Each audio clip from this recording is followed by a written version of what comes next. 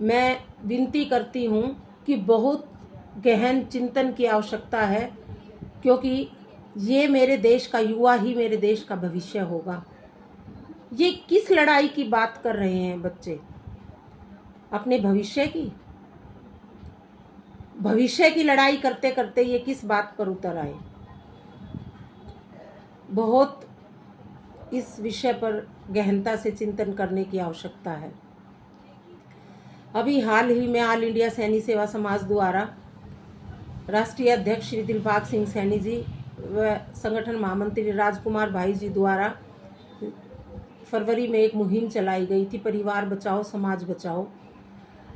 जब मैंने ये सोचा था कि इस मुहिम को हम आगे तक लेकर जाएंगे और इस पर हमें काम करने की आवश्यकता है, पर अब जब मैंने आज जंतर मंतर पर उन बच्चों को अपने संस्कारों की धज्जियां उड़ाते हुए देखा, तो मुझे लगा कि परिवार बचाओ समाज बचाओ इस मुहिम को सिर्फ काम करने की ही ज़रूरत नहीं है, बल्कि अंतर मन में उतारने की ज़रूरत है।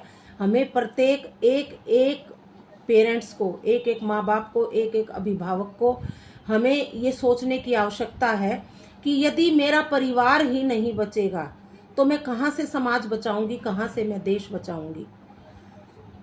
मैं आज बहुत दुखी मन से ये बात कह रही हूँ कि जब मैंने उन बच्चियों को जंतर मंतर पर ऐसी अवस्था में देखा कि उनके तन पर कपड़े कम और उनके मुख से गंदी गंदी गालियाँ, तो किसी घर की तो बेटी होंगी ये क्यों भ्रमित हो गई?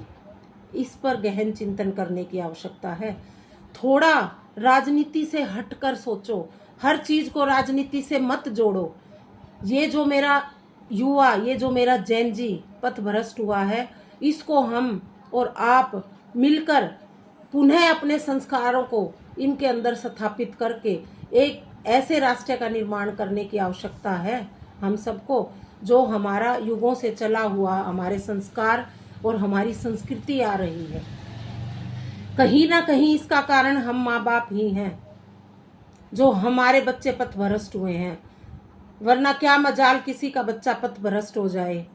हम कहीं ना कहीं हमने अपने बच्चों को समय कम देना शुरू किया, कहीं ना कहीं हमने वो संस्कार खत्म किए जिसकी आज दोबारा से हमें आवश्यकता है। धरने प्रदर्शन हो, इसके लिए कोई मनाही नहीं है, परंतु ऐसे दृश्य ना देखने को